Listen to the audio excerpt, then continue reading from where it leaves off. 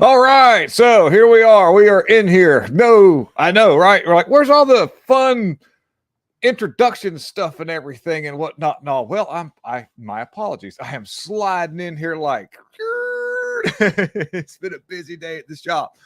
So a big special thanks to everybody for coming in and hanging out. Let's see who we got out here. We got Eureka. What's up? Jacqueline Edwards. What's going on? Yes, yes, yes. Hi again. Just dropped in for a fun chat. Oh, you know, hey, I've got a really awesome dude.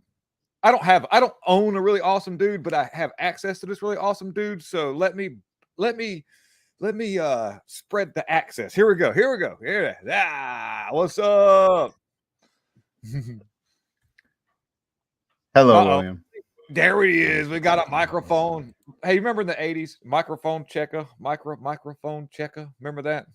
The 80s for that Check, was check. Oh, you didn't listen to music. I forgot. You never listened to music, so a man of your stature also every Beastie Boys song, but you don't. Disappointed. I should actually. Do you know all the Beastie Boys music?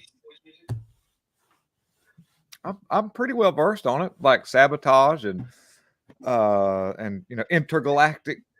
But if you actually listen to the words Intergalactic, that's one of their later things. It's really Planetary speaking a lot Intergalactic. about yeah, it's really they're I think they were trying to tell us something. They knew they and if you listen to the Beastie Boys on when they're not on stage, they actually were conservative dudes. One of them died of throat cancer, and that was kind of the thing, but they were good dudes. They were actually were. And what's a fun fact about the Beastie Boys? I'm gonna play a Doug TenNapel moment where I remember weird, useless facts. They got their debut through the one and only, the greatest Madonna. Back in the day, whenever they became famous, Madonna was the one that brought them on her big platform and said, "Check these dudes out." And that was one of their first big concerts was with Madonna. You can Google that. I need to look into that. That'd be quite fun. I'm echoing. Speaking I hear of, myself echoing in your. It's. I mean, it's not. uh-oh. It's not a problem for me. It's not very loud. So. Okay. But How, here's. oh, yeah, go. Well, Beastie Boys. So one of them lives in my town. Beastie Boys. One of them lives in my Funny we're talking town. about Beastie and Michelle And- Obama. Beastie Boys. Anyways, one lives in your town. And my guitar player, so I'm in a band. My guitar player grew up with their producer or the guy who produced album 2 through 5 or 6. So I'm kind of connected to the Beastie Boys. But I was going to bring this up because we started this line of conversation about the mic check thing. And there's a line in a Beastie Boys song, and I don't remember which one it is, but they talk about a plastic mic or something like that. I'm just wondering if you know the lyrics well enough for that to pop into your head. But there was this plastic mic that the Beastie Boys producer had in the studio that one of the vocal effects that you hear on their voices was from this plastic mic. And I've held that plastic mic in my hand and used it for temporary vocals on a song that he produced. I'm like, I can't believe I'm holding this iconic piece of music history in my hand. Anyway, enough about That's pretty cool. I know the song you're talking. I got something on the plastic on the microphone, something like that, right there. Something like In that. one of the yeah. Forged the way of sampling they did. Speak, you know, gosh, and so it's Beastie Boys. We're actually it's ironic that we're saying that because I mentioned earlier we are going to talk a little bit about Michelle Obama. Speaking of Beastie Boys. Okay, I see what you did there. What do you so is this a thought that has crossed your mind while lying in bed at night that's kept you awake like Michelle Obama said? I just got things that are keeping me awake and I know what to do. Well, actually, so looking at the polls, there have never, in the previous presidential elections, Trump's never led. Like he led like one day or for like an hour and a half or something in 2020 or something like that in the polls, right? And the polls always skew left. So he's never led in the polls, but he's been leading consistently for months now.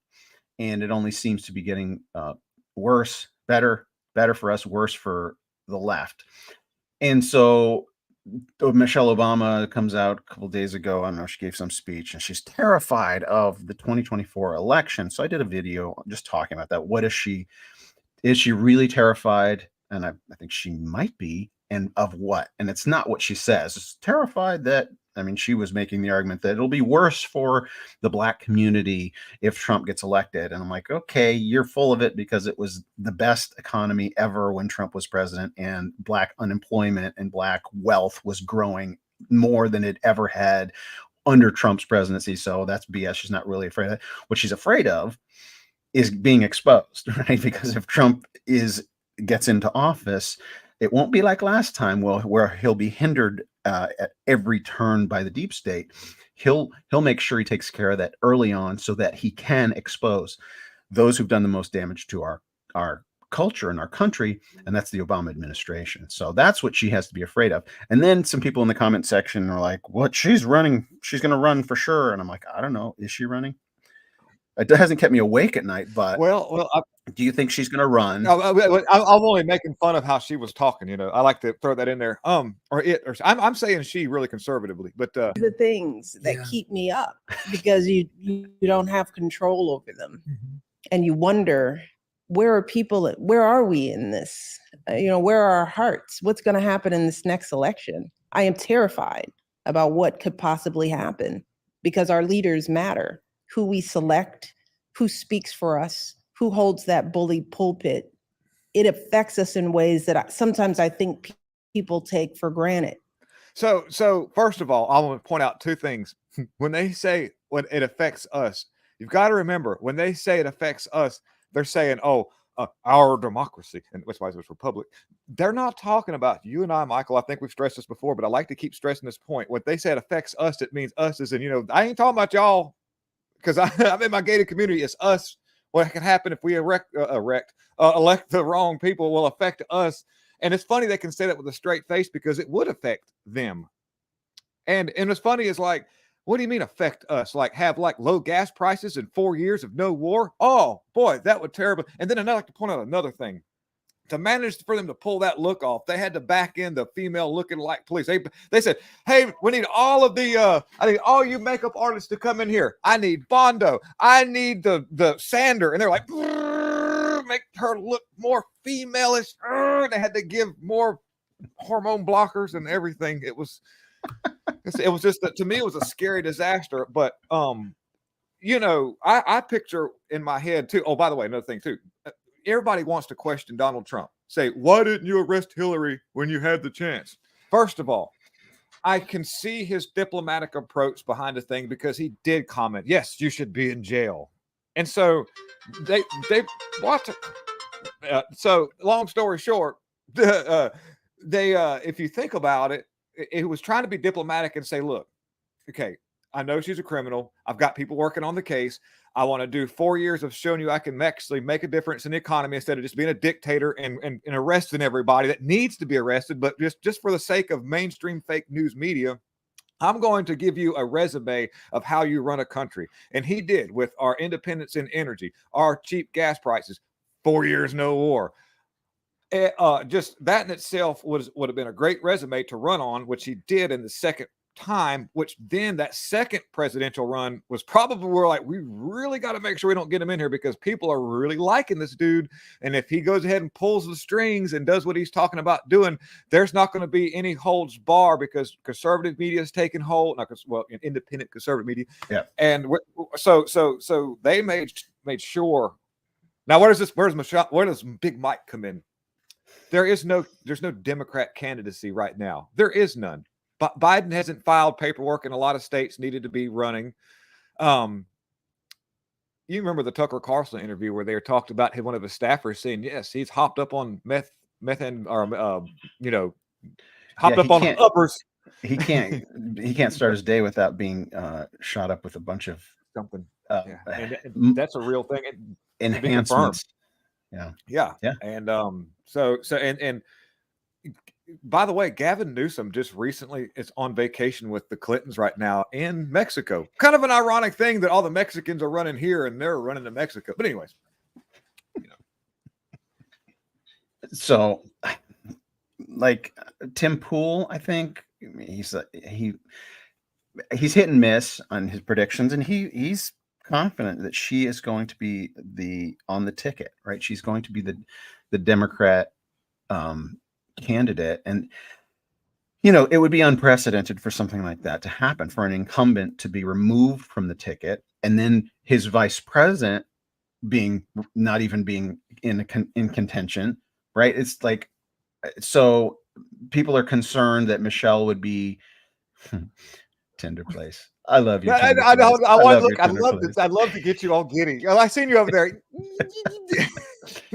But He likes so- to be flattered. Make him feel good. No, she's talking. Sorry. What was I saying? Oh, you get me all distracted. I am. See? I do. Oh, I think hot I dog. have ADD or ADHD, something like that. Squirrel. Sure.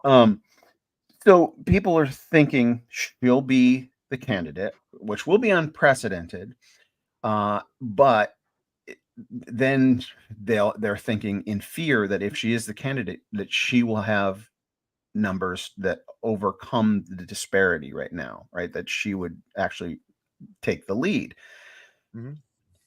And I don't know if that's true or not. I don't know how to even know that. Like, maybe have they done polls? I don't know if No. if Michelle This is on what the they'll do. ticket. This is what they'll do. This is their like. Think about it like this. There's no way they could sell the public that Biden just got the most votes again. he just did it again, guys. It's come right in, like a Jeff Gordon NASCAR race, which you have no idea about, but just picture a man who's been at the back of the field the whole time, and it's like 10 laps left in the race, and here comes, well, this would be Michelle Obama, by the way, and here comes this guy around everybody with a beat up car with no aerodynamics and no tires left, but passes everybody in the field, does a lap around him the whole time, and then they could say, well, that will be the media's underdog. And you better not even think about trying to say anything bad about Michelle Obama, because if you do right now, we're going to say the capital R word so loud and so proud. And you'll have John Podesta just resurrecting Chester Bennington from Lincoln Park and saying, "This is not my son." Trust me, it'll be a thing. You're like, what? Well, no, I'm just trying to imagine the scenario, because some people are very confident that that's what is going to happen. And you know, I say we're going to see things we've never seen before. 2024 is going to be crazy. We're going to see some crazy stuff, but I'm trying to picture how they would craft that narrative, right? How are they going to craft a narrative that, first of all, they're going to have to say why Biden can't run, right? And that should be pretty easy, right? It's pretty easy that even the left are very upset or not wanting Biden on the ticket. So that'll be easy. But then they're going to have to craft two additional narratives.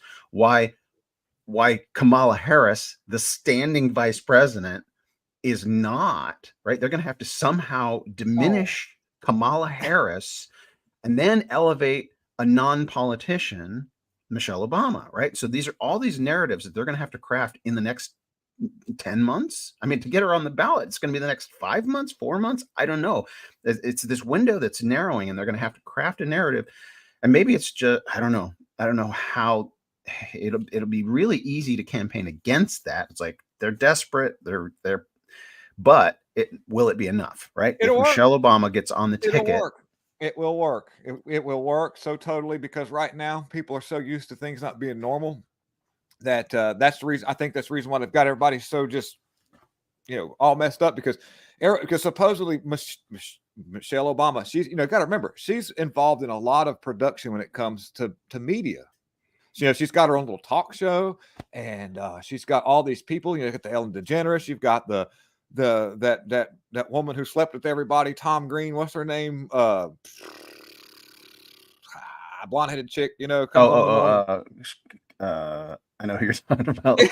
Forgettable name. She got Tom Green on the list under her belt. She put that notch in there. But anyways, what the heck is her name? That's going to drive me nuts. It turned out that's a dump truck looking of a woman too. But anyway, she gets on her knees and kisses everybody's feet on her show too, by the way. And she was on her knees hugging big Mike Obama, and something was poking her. She was like she says, "Is your microphone down here?" But you don't mean not Drew Barrymore. Yeah. That's it. Okay. Yeah. When you mentioned Tom Green, I'm like, oh yeah, Drew Barrymore. There's another one I was thinking of, but I don't want to waste time trying to remember. It doesn't. It's okay. The funny thing is like, yes, this is a real thing. Did you hear about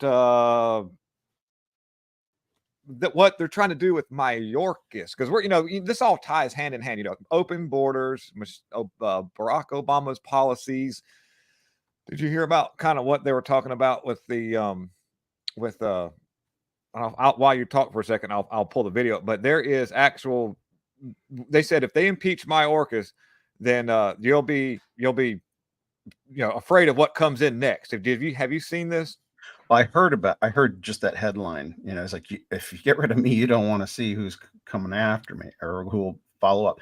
And that's a legitimate argument, but it's not legitimate enough, or not such a strong enough argument not to impeach somebody who's absolutely abdicated their responsibilities. Like, he has failed overwhelmingly in his position. Yeah. Well, positions or something. Hold on. Am I still on camera? Because my computer just did something. Hold on. Yeah, you're still on camera. So far, you're still on camera. You haven't died yet. Yeah, you're still with us here. All right. Look, they're like the deep state who's plugging our ears. They're like, don't you play that video? Don't you play that video? Yeah, here it is. Let me see. Let me get it. Let me get it pulled up here, because you're still with us. Can you hear me? Okay. Yeah, I can see you now. It was Michael, something that came up on my screen. I'm here. Can you hear me? Check. Yes, I hear you great. Check right. Microphone checker. I've got the platform. Get rid of him. And let me remind you, when behind closed doors, we told him, you're getting ready to be impeached. He said, you're not going to like who comes next. I asked him if that was a threat. Whoa. He just smiled. This man is dangerous. He knows exactly what he's doing, and he is two-faced. We need to get rid of him now. What did he mean? Who comes next? Well, that was the big question. I asked him, I said, is that a threat? And he just smiled. And I thought, this man knows exactly what he's doing. This is 100% by design. They want an open border crisis, whether it is for a election, whether it's for future votes as they work to get rid of citizenship as a requirement for voting. We're not sure, but he was very, very clear in what he said. And there were other members in the room. So I will never forget that. And as we go to impeach him for his negligence, for him destroying our national security and eroding our national sovereignty, that will be top of mind. So has anybody out here in the comment section, and you, Michael, have you actually witnessed the video of where that there was a Congress lady in New York saying that she wants as many of the illegals as she can get because that will help her redistricting? I did just see that this morning. I didn't watch or anything, but I do a real quick review of some headlines every morning, and I saw that. You do it while sitting on the toilet like me, or just do you isolate time where you're not, because life is short. We don't want to be just reading articles. Try to get something done, like, what I'm talking about. Well, it's before my toilet time, actually, because my wife always gets there before me. So no, before I get out of bed, I'm like, too much TMI, right? Sorry. It's the American way. We put our pants on one leg at a time around here. Well, but yeah, the question is, I remember, it's getting so bad now. I remember just like 4 or 5 years ago, there was this number that used to be the standard number.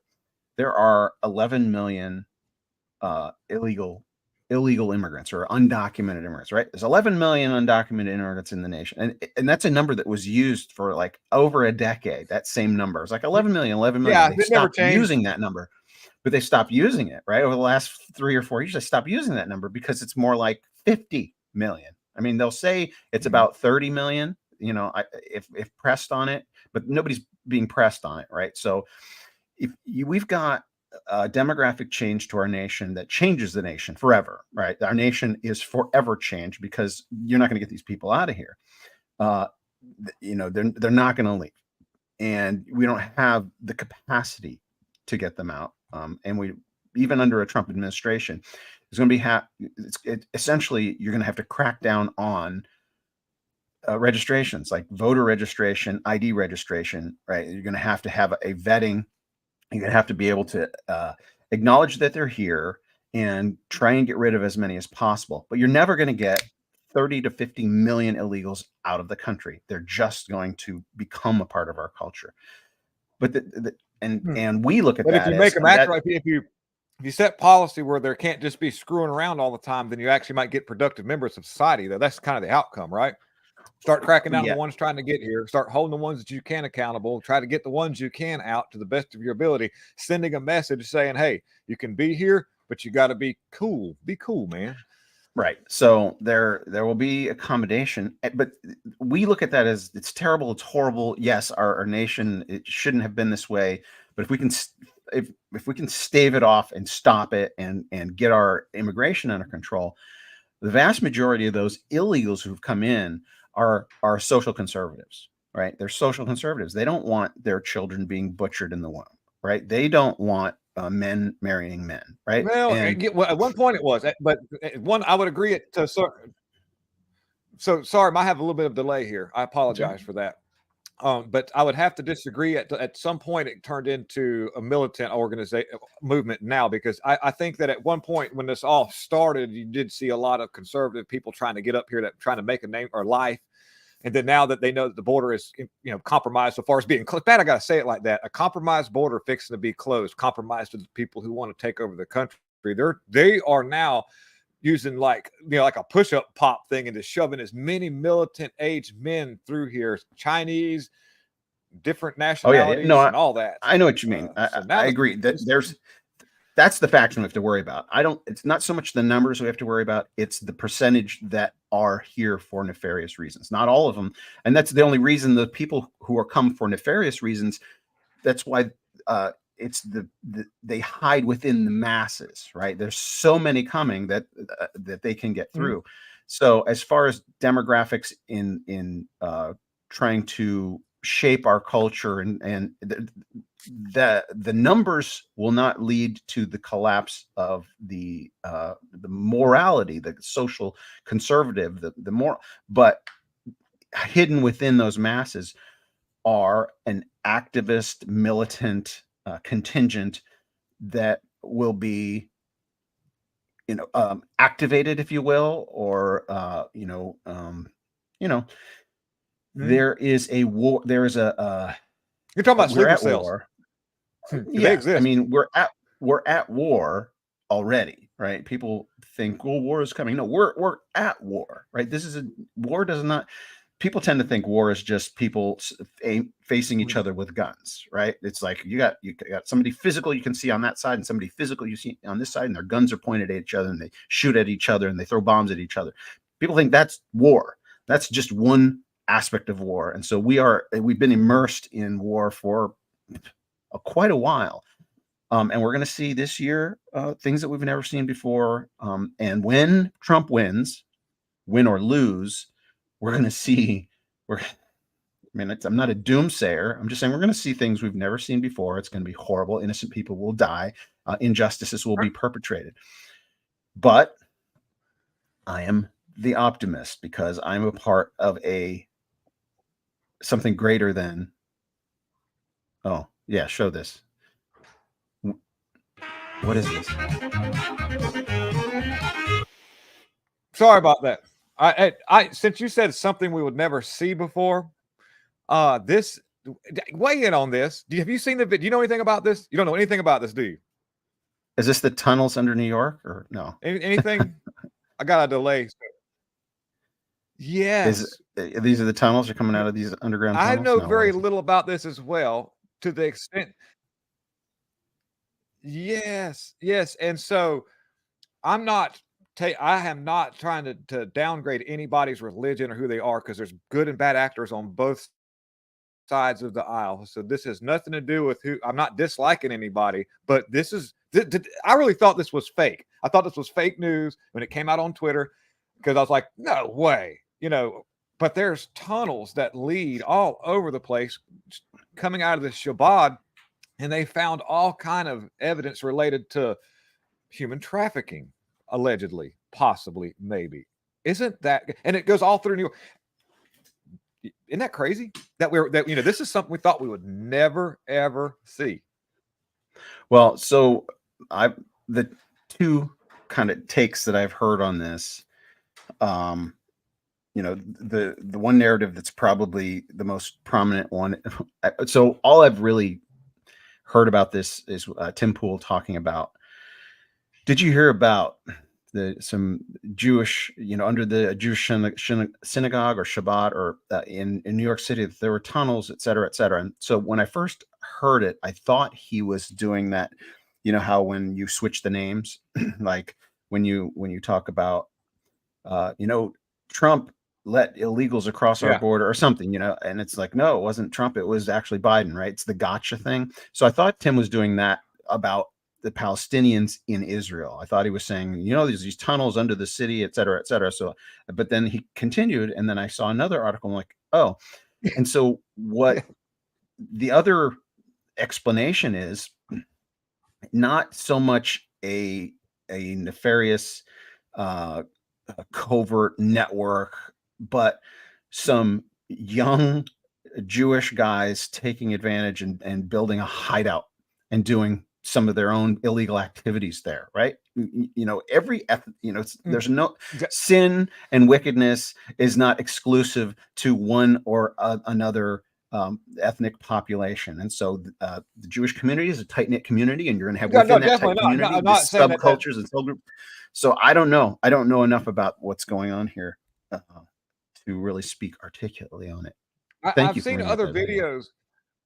I've seen other videos of alleged tunneling that goes that circulates through there, and then I've had people. When I did videos on these, I had people comment that actually live in that area that's known about these, that they've been, we've been knowing about these tunnels for a long time, and the reason being is because, and I was showing videos of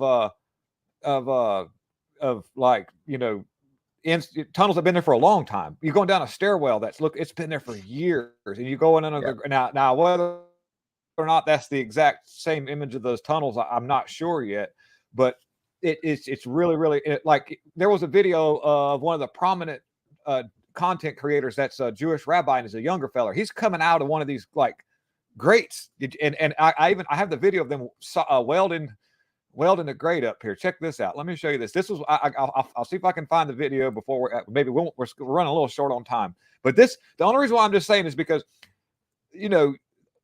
do you remember here recently articles coming out about small earthquakes and explosions that were just sort of random in New York, different places? And this was like the week prior to these tunnels being found. But I didn't. That right there, I've got a video of a man coming out of that, and it'd be nice if I could. I don't know if I'll be able to find it before we leave out, but there's a picture. I'm gonna dig for it real quick. Give me just a second here, and while you talk, go ahead. I've got it down here somewhere. It's in my feed. But it was look for a picture of the guy, and he's a prominent content. Yeah, carry us there for a little bit. Sure. Just to revisit the title topic, I don't know if Michelle Obama will be on the ticket, and I don't know if she will win. And those are huge question marks. In fact, here's a great quote that I just heard yesterday that I'm going to try and incorporate as much as possible.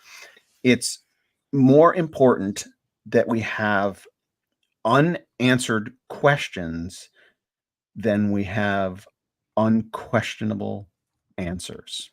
It's this perfect paradigm where there are things we don't know, and we need to be okay with not knowing the answers to them. And this is, cross-disciplinary. And, is there a God, and what's the nature of God, or what's the future, et cetera, et cetera. It's more important to have unanswerable questions than have questions that can't be answered, or answers that can't be questioned.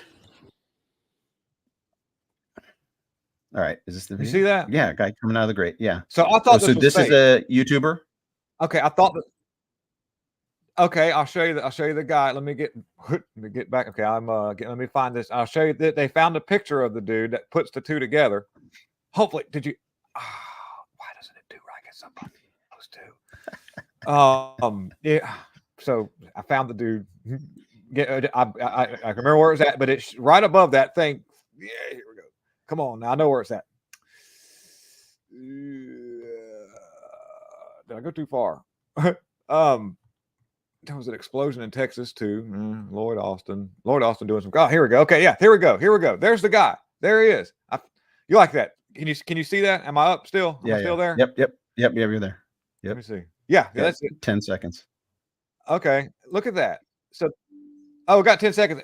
Who's behind us? Who's coming after us? They'll be like, God, those guys always taking up all our time. But this is it's supposed to be John Doyle. That's who that guy is, and he has a podcast. I've seen some of his content, and he's kind of an aggressive person talking about, he's kind of a I would say unhinged type character, if you would say, to a certain extent. I don't know, but we ran out of time. That's Yuri, all thank you for right, being it's here. fun. Jack, please. Good to see you all. So Michael, anything you want to say? Anything you want to say with the last? We got like 30 seconds. It'll be okay. We're good. Anything? I am going to be interviewed tomorrow at 8 p.m. on January 11th at 8 p.m. on a podcast called Mer Herosner. It's an Armenian podcast talking about my project. So I'll post on all my YouTube channels a link to it. So stay tuned for tomorrow night at 8 p.m. Pacific time. Thank you, guys. Thank you, everybody in the comment section. Tender Place, Yuri, all you wonderful people. Jacqueline Edwards, you're wonderful. And I'll see you same time 3 weeks from now. But tomorrow, 11:30, we're going to get it on. All right, we're out. Thank you very much.